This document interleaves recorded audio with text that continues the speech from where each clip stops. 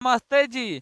अगर आप class 10th में है और 2026 में देने जाने वाले हैं बिहार मैट्रिक फाइनल परीक्षा, तो ये वीडियो आपके लिए मोस्ट इम्पोर्टेंट होने वाला है। 30 ठो ऑब्जेक्टिव है जो सबसे ज्यादा बार पूछा हुआ ऑब्जेक्टिव है। मैं उसी को ही चुन चुन कर लाया हूँ, सीधे बिहार मैट्रिक फाइनल परीक्षा में लड़ने वाला है। परीक्षा में बार बार आता है ये सवाल, 30 को जल्दी से क्या करिए और रट जाइए। जो याद है ठीक है, और जो याद नहीं है आज ही उसे कॉपी पर लिख कर क्या करिएगा, रट जाइएगा। खाली आप 10 से 15 मिनट इस वीडियो को दे दीजिए, तब देखिए आपका कितना बेहतर तैयारी आएगा। 50 में 50 ऑब्जेक्टिव सही होगा। कब? जब ये वीडियो हुआ देखिएगा तब। रोज देखिए इस वीडियो पर, रोज चैनल पर एक एक नया वीडियो आता है। अगर इसी तरह वीडियो देखना चाहते हैं तो चैनल पर रहे हैं तो अभी तक सब्सक्राइब करें और लाइक करें। कमेंट में हमें बताइएगा कि आपको वीडियो कैसा लगा।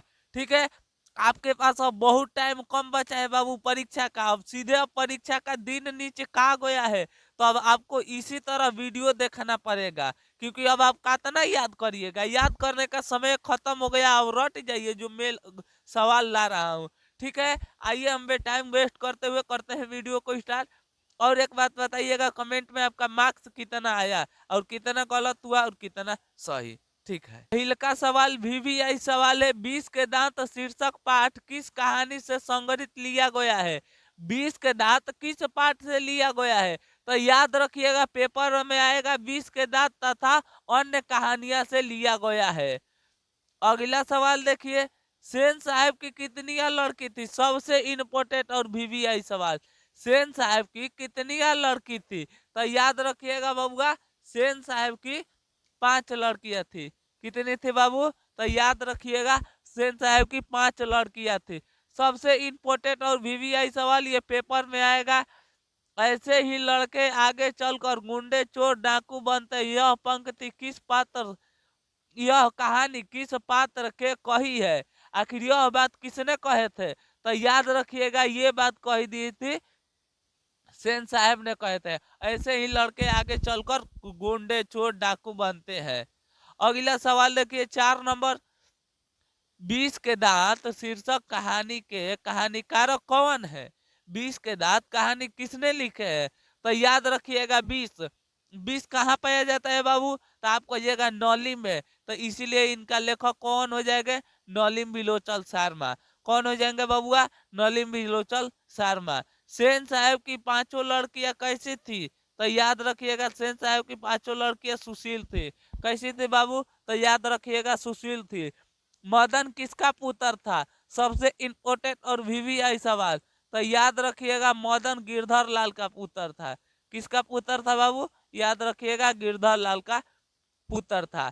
20 के दांत पाठ की विद्या है। आखिर 20 की दांत पाठ की कैसी विद्या है? तो याद रखिएगा 20 की दांत पाठ की विद्या कहानी है। का है बबुआ?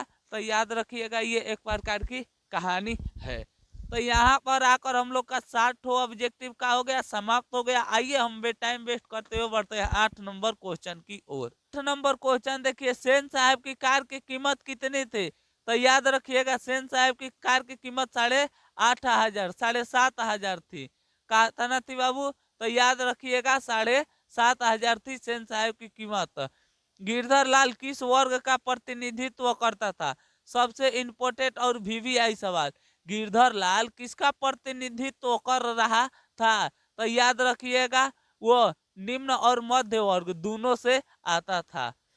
अगला सवाल देखिए, ठंड कमंडल सीख सूत धोती रियत गुण भवन करे, यह पंक्ति किस शीर्षक कविता का उर्ध है? तो याद रखिएगा इस क्वेश्चन को रट जाइएगा। ये लिया गया है राम नाम बिना जगत जन्म। अगला, गुरु नानक किए पद में राम नाम का कीर्तन पर बल दिए हैं? गुरु नानक किस पद में राम नाम के बल दिए हैं? तो याद रखिएगा वे दिए थे प्रथम पद में दिए थे। किस पद में दिए थे बबुआ? तो याद रखिएगा प्रथम पद में दिए थे। सिख धर्म के 5वें गुरु कौन थे? तो याद रखिएगा सिख धर्म के 5वें गुरु थे बाबू अर्जुन देव। कौन थे? गुरु अर्जुन देव थे। अगला सवाल देखिए, किनके बिना प्राणी को मुक्ति नहीं मिलती? सबसे इंपॉर्टेंट और वीवीआई सवाल, किसके बिना प्राणी को मुक्ति नहीं मिलती? तो याद रखिएगा, गुरु ज्ञान के बिना ज्ञान प्राणी की मुक्ति नहीं मिलती। जब से आप गुरु के ज्ञान नहीं लीजिएगा तब से आपको ज्ञान मुक्ति नहीं मिलेगी। जपूसी, आशा दीवार के बारे और सोलुहिक किसकी रचना है?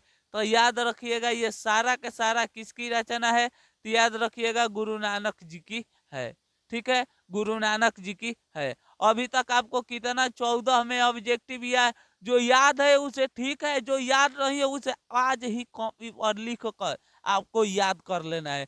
ठीक है, तो चलिए आइए हम बढ़ते हैं 15 नंबर क्वेश्चन की ओर। हाँ, तो 15 सवाल नंबर देखिए, गुरु नानक की रचनाओं का संग्रह किसने किया है? गुरु नानक के रचनाओं का संग्रह किसने किए हैं? तो याद रखिएगा गुरु अर्जुन देव ने किए थे। गुरु नानक किस भक्ति धारा के कवि थे? तो याद रखिएगा बाबू, गुरु नानक एक प्रकार की निगुण भक्ति धारा के कवि थे। अगला सवाल देखिए, सबसे इंपोर्टेंट और वीवीआई सवाल 2026 के पेपर में बनेगा, वाणी कब विष के समान बन जाती है?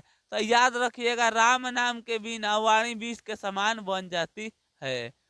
अगला सवाल देखिए, ननकाना साहब कहाँ अवस्थित है? तो याद रखिएगा, अभी ननकाना साहब कहाँ अवस्थित है? तो पाकिस्तान में अवस्थित है। सिख धर्म, अगला सवाल देखिए, गुरु नानक किस धर्म के प्रवर्तक थे? मानो गुरु नानक किस धर्म के रहते थे? तो याद रखिएगा वो सिख धर्म के रहने वाले थे।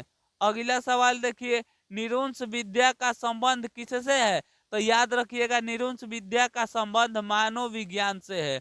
हॉक्सर क्या था? वीवीआई सवाल, हॉक्सर क्या था? तो याद रखिएगा, हॉक्सर एक प्रकार की वनस्पति वैज्ञानिक था। कैसा वैज्ञानिक था बाबू? तो याद रखिएगा वनस्पति वैज्ञानिक था। यहाँ तक आकर हम लोग का 21 ऑब्जेक्टिव का हो गया, समाप्त हो गया। चलिए हम बढ़ते हैं 22 नंबर क्वेश्चन की ओर। अगला सवाल 2000 सीधे 26 के पेपर में आएगा, इसे ध्यान रखिएगा।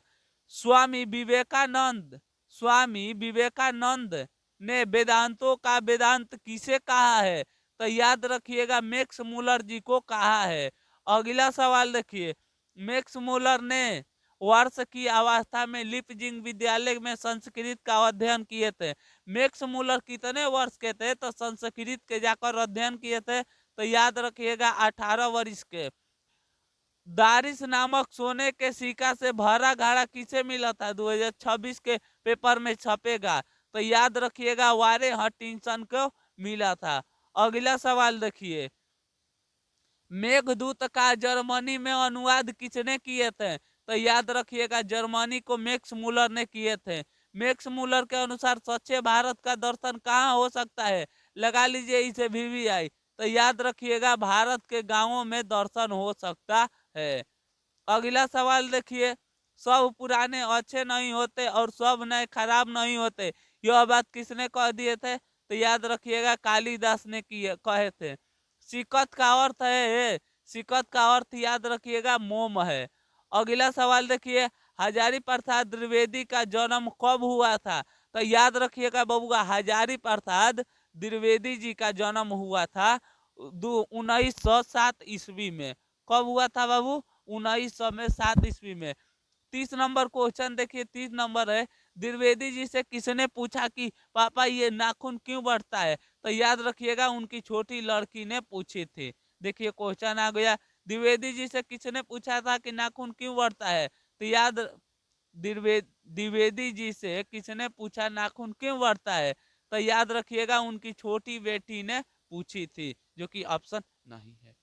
यहाँ तक आकर हम लोग का बबुआ क्या हुआ, 30 ऑब्जेक्टिव था, यहाँ तक आकर समाप्त हो गया। अब हमें कमेंट में बताइएगा आपका 30 में कितना ऑब्जेक्टिव सही हुआ, कितना गलत हुआ। आज जितना ऑब्जेक्टिव गलत हुआ है उसे आज के ही 8 रट जाइएगा। चलिए तब तक ले मिलेंगे एक और नई वीडियो के साथ, तब तक ले हंसते रहिए, मुस्कुराते रहिए। जय हिंद दोस्तों।